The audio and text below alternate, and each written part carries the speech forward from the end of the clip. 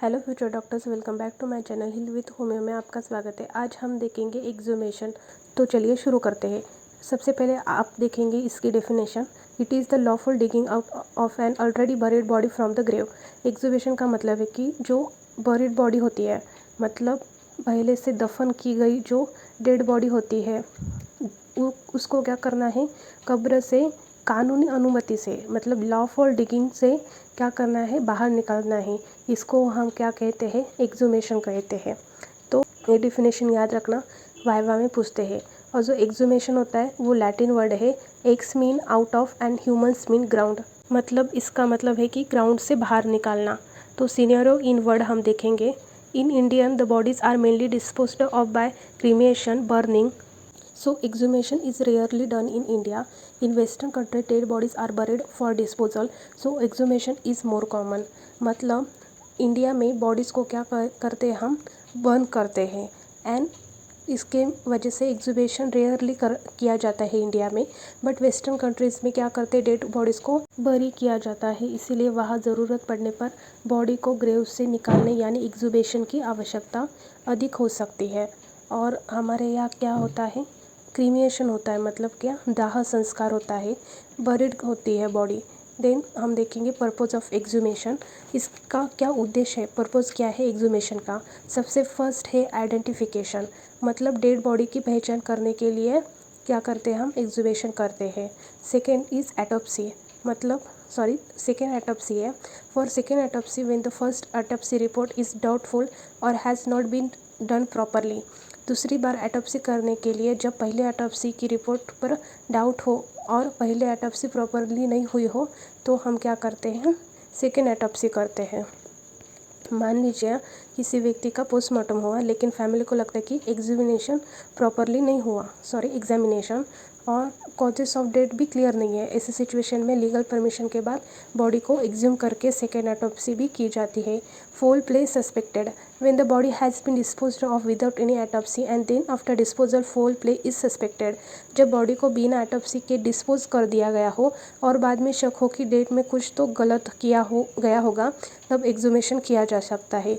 मतलब आपको पता है क्या फोल प्ले का मतलब क्या है। फोल प्ले का मतलब है डेट के पीछे कोई अपराधी या सस्पिशियस एक्टिविटी होने का शक। एग्जाम्पल देखते हैं, किसी व्यक्ति की अचानक से डेथ हुई और फैमिली ने बॉडी का बरियल कर दिया। कुछ दिनों बाद किसी व्यक्ति से इन्फॉर्मेशन मिली कि शायद उसे पॉइजन दिया गया था। अब पॉइजनिंग का एविडेंस ढूंढने के लिए बॉडी को ग्रेव से बाहर निकाला जा सकता है। यही क्या होता है, exhumation. Fourth, to determine cause of death, time, scenes, date, manner and established identity. मतलब एक्सहूमेशन का जो पर्पज़ क्या हो सकता है कि जो पर्सन की डेथ हुई है उसका कॉज क्या है, मतलब वो पॉइजनिंग से हुई, इंजरी से हुई, या कुछ डिसीज़ था। देन टाइम सिंस डेथ, मतलब मृत्यु को कितना समय हो चुका है, मतलब डेथ के बाद कितने दिन और कितने समय बीते हैं, इसका भी क्या होता है, एस्टिमेशन करना पड़ता है। देन मैनर ऑफ डेथ, मतलब मृत्यु किस प्रकार की हुई है, for example natural accident, suicide और होमिसाइड। फोर्थ, इस्टेब्लिश्ड आइडेंटिटी, मतलब डेट जो पर्सन होता है उसकी पहचान इस्टेब्लिश करना। एक एग्जांपल में आपको मैं ये पूरा बताती हूँ कि कैसा होता है। अगर किसी व्यक्ति की सस्पिशियस डेथ हुई है तो उसे बरी कर दिया, बाद में बॉडी एग्जामिन की गई ताकि डॉक्टर इन्वेस्टिगेटिंग टीम को पता लगा सके कि उसका कॉज क्या है, टाइम क्या है, मैनर क्या है और आइडेंटिटी क्या है, मतलब किसने मारा, कब मारा और किस प्रकार की डेथ है। और आइडेंटिटी मतलब बॉडी किसकी है, ये पता लगने के लिए किया जाता है। देन हम देखेंगे अब प्री रिक्विजिट्स ऑफ एक्सहूमेशन। एक्सहूमेशन शुरू करने से पहले जिन कंडीशन और प्रोसीजर्स का हम क्या करते हैं, फॉलो करते हैं, उस प्रोसीजर को, उसको हम क्या कहते हैं, प्री रिक्विजिट ऑफ एक्सहूमेशन। सबसे पहले है written order of the first class magistrate, मतलब एक्सहूमेशन मनमाने तरीके से नहीं किया जा सकता, इसके लिए मैजिस्ट्रेट का एक रिटन ऑर्डर की भी आवश्यकता होती है। मतलब ऐसा नहीं होता है कि चलो जिसकी कोई शक हो कि हाँ ऐसी डेट हुई होगी और कोई ऐसा करने जा रहा है तो वो रॉन्ग है, मतलब ऐसा कोई भी नहीं जा सकता। उसके लिए क्या चाहिए, मैजिस्ट्रेट का रिटन ऑर्डर चाहिए। देन सुपरविजन ऑफ मैजिस्ट्रेट, मतलब the digging out of buried dead body has to be done under the supervision of magistrate, the police officer and medical officer present. मतलब जो बॉडी दफन की हो और grave से निकालने के बाद उस पर पूरी प्रोसेस मैजिस्ट्रेट की सुपरविजन में की जाती है और वहाँ पुलिस ऑफिसर, मेडिकल ऑफिसर भी क्या होते हैं, प्रेजेंट होते हैं। मतलब एग्जांपल देती हूँ, अगर आपने ग्रेव खोली जा रहे हैं और मैजिस्ट्रेट एंड सुपरवाइज करता है उधर चाहिए और पुलिस और मेडिकल ऑफिसर भी उस पर मौजूद चाहिए। Then early in the morning procedure of exhumation should be started early in the morning to avoid public exposure. मतलब एग्जूमेशन कर रहे हैं ये सबको पता नहीं चलना चाहिए, पब्लिक में अवॉइड करना चाहिए, इसलिए ये कब करना चाहिए काम, अर्ली इन मॉर्निंग में, to avoid public exposure. Then screening of the area, मतलब the area should be screen off from public. ऐसी जगह एग्जूमेशन होना चाहिए उस जगह पब्लिक कम हो।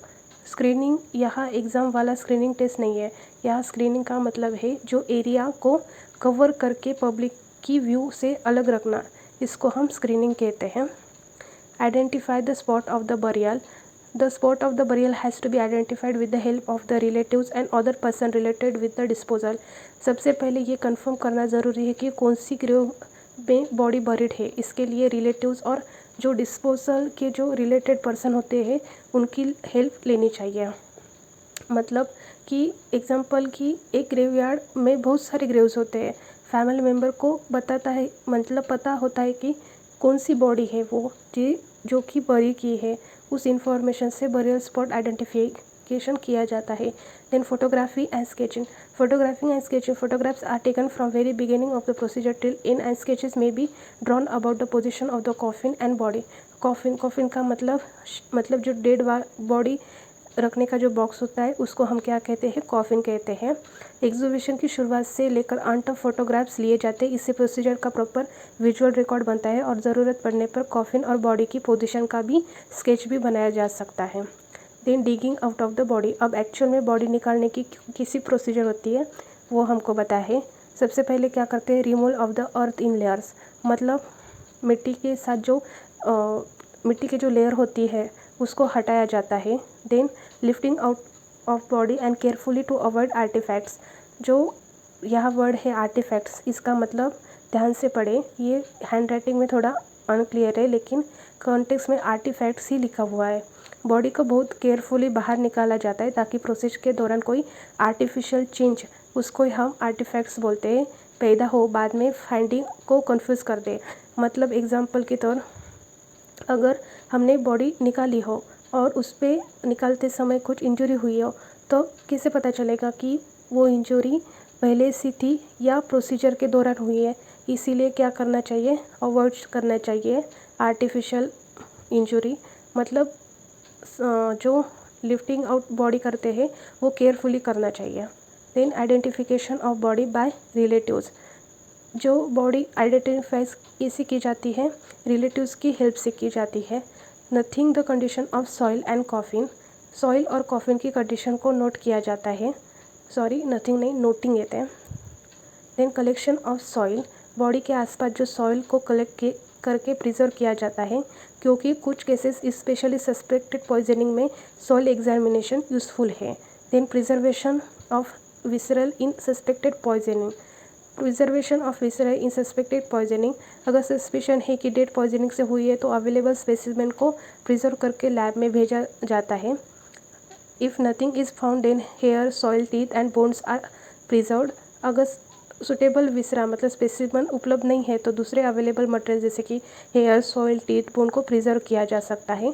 देन सॉइल कलेक्ट किया जाता है, about ½ kilo of soil should be collected from top, side, bottom of the body and keep in the dry bottle, dry bottle में रखा जाता है, किसके लिए, फॉर टॉक्सोलॉजिकल एनालिसिस करने के लिए।